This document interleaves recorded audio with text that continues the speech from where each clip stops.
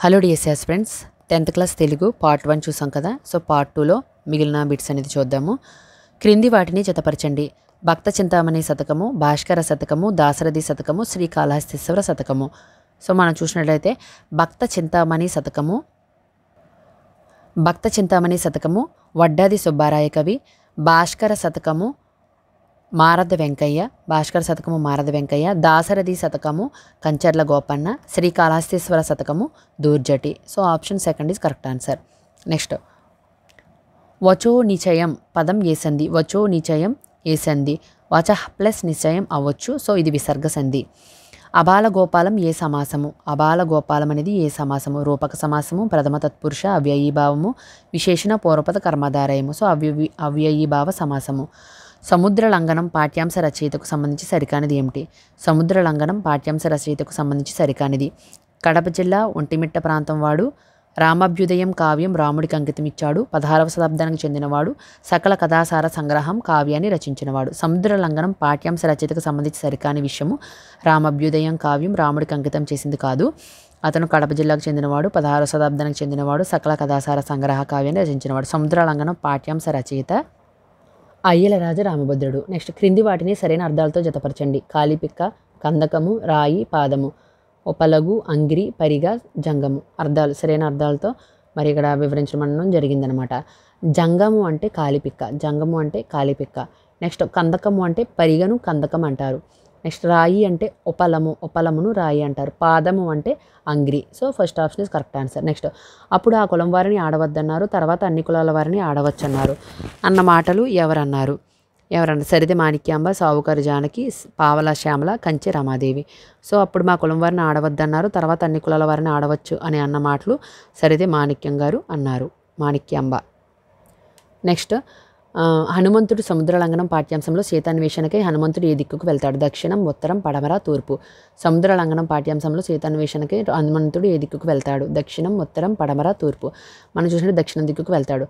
గిరి గృంగన్ దొక్కి చెంగున హరి నింగి దాటుగునన హరిహరి అపుడా, హరి ఎగసినట్లు దోచన్క, గిరి ఎగసినట్లు తోచెన్ గెలవుల కెల్లన్ అను పంక్తులు గల పాఠ్యాంశము. మాణిక్యవీణ, భిక్ష, సముద్ర లంఘనం, శతక మధురిమ. సో ఈ యొక్క పద్య పంక్తులు గల పాఠ్యాంశము సముద్ర లంఘనం పాఠ్యాంశము. మాణిక్యవీణ పాఠ్యాంశం ఏ ప్రక్రియకు చెందింది? వచన కవిత, గేయ కవిత, వ్యాసం, అనువాద కవిత. సో వచన కవితకు చెందింది. నెక్స్ట్, గోరంత దీపాలు పాఠ్యాంశ ప్రక్రియ. అనువాద కథ, సామాజిక సేవ, వచన కవిత, వ్యాసము. గోరంత దీపాలు పాఠ్యాంశ ప్రక్రియ, కథ, సామాజిక సేవ.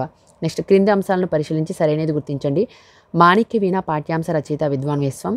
మాణిక్యవీణ శీర్షిక ఆంధ్రప్రభ వారపత్రికలో ప్రచురితమైంది. క్రింది అంశాలు సరైనది.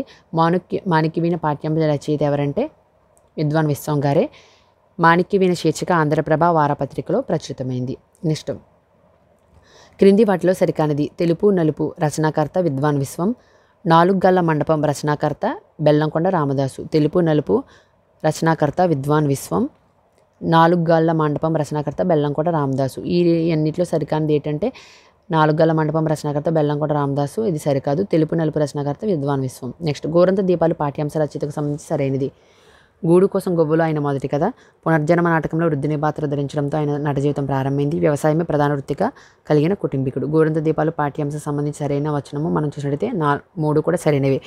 గూడు కోసం గువ్వలు ఆయన మొదటి కథ. పునర్జన్మ నాటకంలో వృద్ధిని పాత్ర ధరించడంతో ఆయన నట జీవితం ప్రారంభమైంది. వ్యవసాయమే ప్రధాన వృత్తిగా కలిగిన కుటుంబీకుడు. రైలు ప్రయాణంలో తటస్థపడిన ఒక బాలుని చేరదీసి విద్యాబుద్ధులు చెప్పిస్తే ఎదిగిన ఆ వ్యక్తి చూపే కృతజ్ఞతాభావం వల్ల మధ్య ఉండే మానవ సంబంధాలను తెలియజెప్పడమే ఉద్దేశంగా కలిగిన పాఠము. మాణిక్యవీణ, గోరంత దీపాలు, చిత్రగ్రీవం, జానపదని, జాబు. మనం చూసినట్లయితే గోరంత దీపాలు పాఠంలో మనం చూస్తాం. నెక్స్ట్, అసాధ్యాన్ని సాధించిన సందర్భంలో ఏ జాతీయాన్ని ఉపయోగిస్తారు? అసాధ్యాన్ని సాధించిన సందర్భంలో గజ్జి కట్టడము, మంత్రాలు చింతకాయలు రాలడము, అమృతాస్తము, మిన్నందు కోవడము. అసాధ్యాన్ని సాధించిన సందర్భంలో మనం ఈ జాతీయాన్ని వాడతాము. శ్రీనాథుడు గౌడ డిండిమ భట్టును ఎవరి ఆస్థానంలో ఓడించాడు? శ్రీనాథుడు గౌడ డిండిమ భట్టును ఎవరి ఆస్థానంలో ఓడించాడు? పెదకోమటి వేమారెడ్డి, ప్రళయ వేమారెడ్డి, ప్రౌఢదేవరాయలు, అలియ రామరాయలు. శ్రీనాథుడు గౌడ డిండిమ భట్టును ప్రౌఢదేవరాయల ఆస్థానంలో ఓడించాడు. నెక్స్ట్, చాతక పక్షులకు సంబంధించి సరికానిది. ఈ పక్షులు దూకడము గెంతడం చేయగలవు. వీటి లాలాజలం ఓ అద్భుత పదార్థము. వీటి లాలాజలం వాటి గూటి నిర్మాణంలో ఎంతో ముఖ్యమైనది. మనం చూసినట్లయితే సరికానిది దబీ దుబ్బీమైన దుమ్మకడం గెంతడం అనేవి చేయలేవు చాతక పక్షులు. వీటి లాలాజలం మాత్రం ఒక అమృత పదార్థము. వీటి లాలాజలం వాటి గూటి నిర్మాణంలో ఎంతో ఉపయోగకరంగా ఉంటుంది. నెక్స్ట్, విశేష విషయాన్ని సామాన్య విషయంతో కానీ సామాన్య విషయాన్ని విశేష విషయంతో కానీ సమర్థించి చెప్పడమే లక్షణం గల అలంకారం ఏమిటి? విశేష విషయాన్ని సామాన్య విషయంతోనూ సామాన్య విషయాన్ని విశేష విషయంతోనూ మరి సమర్థించి చెప్పడమే లక్షణం కలిగిన అలంకారము అర్ధంతర్న్యాస అలంకారము. 3 ఆప్షన్ ఇస్ కరెక్ట్ ఆన్సర్. మత్స్యము పదానికి వికృతి రూపము. మత్స్యము పదానికి వికృతి రూపం ఏమిటి? మచ్చి, మత్తియం, ముత్యం, మత్తము. మత్స్యము పదానికి వికృతి రూపం ఏమిటి? మత్స్యము, మత్స్యము. నెక్స్ట్, గ్రీవం అను పదానికి సరైన అర్థం. గ్రీవం అను పదానికి సరైన అర్థం ఏమిటి? వర్ణము, కంఠము, కిరణము, చెయ్యి. గ్రీవం అను పదానికి సరైన అర్థము కంఠము. మంచివాని మనసులాగా స్వచ్ఛంగా ఉండే నది ఏమిటి? గంగా నది, తామస నది, సరయూ నది, గోమతి నది. మంచివాని మనసులాగా స్వచ్ఛంగా ఉండే నది తామస నది. అశ్వమేధ యాగానికి ఋష్య శృంగ మహర్షిని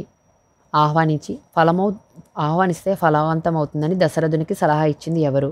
అశ్వమేధ యాగానికి ఋష్య శృంగ మహర్షిని ఆహ్వానిస్తే ఫలవంతమవుతుందని దశరథునికి సలహా ఇచ్చింది ఎవరు? వశిష్ఠుడు, వామదేవుడు, సుమంత్రుడు, విభాండక మహర్షి. సుమంత్రుడు. నెక్స్ట్, క్రింది అంశాలను పరిశీలించి సరైన దాన్ని గుర్తించండి. కైకేయి అరణపు వాసి మందార, శృంగిబేరాపురమునకు రాజు గుహుడు. కింద అంశాలను పరిశీలించి సరైన దానిని గుర్తించండి. కైకేయి అరణపు దాసి మందార, శృంగిబేరాపురమునకు రాజు గుహుడు. ఏ మరియు బి కూడా సరైనవే. నెక్స్ట్, శ్రీరామునికి వాలి సుగ్రీవుల కథను కబంధుడు వివరిస్తాడు. సరియు నది తీరాన శబరి ఆశ్రమం ఉంది. సరికాని దానిని గుర్తించండి. శ్రీరామునికి వాలి సుగ్రీవుల కథను కబంధుడు వివరిస్తాడు. సరయూ నది తీరాన శబరి ఆశ్రమం ఉంది. దీంట్లో సరికానిది ఏంటంటే సరయూ నది తీరాన శబరి ఆశ్రమం అనేది లేదు. సో శ్రీరామునికి వాలి సుగ్రీవుల కథను కబంధుడు వివరిస్తాడు అనేది అక్కడ సరైన వాక్యము. క్రింద అంశాలను పరిశీలించి సరైన దానిని గుర్తించండి. దుందుబి రాక్షసుణ్ణి సంహరించినది వాలి. మతాంగముని శాపం కారణంగా వాలి ఋష్యముఖ పర్వతం వద్దకు రాలేడు. సముద్ర వారిధి నిర్మాణకర్త నీలుడు. క్రింద అంశాలను పరిశీలించి సరైనది ఏమిటి? సరైనవి. ఇవన్నీ కూడా సరైనవే. దుందుబి రాక్షసుణ్ణి సంహరించింది వాలి. మాతాంగముని శాపం కారణంగా వాలి ఋష్యముఖ పర్వతం వద్దకు రాలేడు. సముద్ర వారిధి నిర్మాణకర్త నీలుడు. ఇవన్నీ కూడా సరైనవే. ఇవి మనకి 10th క్లాస్ తెలుగు టెక్స్ట్ బుక్కి సంబంధించి ఓవరాల్గా బిట్స్. సో మీకు నా వీడియో ఉపయోగకరంగా ఉందనుకుంటే ప్లీజ్ సబ్స్క్రైబ్ చేయడం మర్చిపోకండి. కుదిరితే షేర్ కూడా చేయండి, ఒక లైక్ చేయండి ప్లీజ్.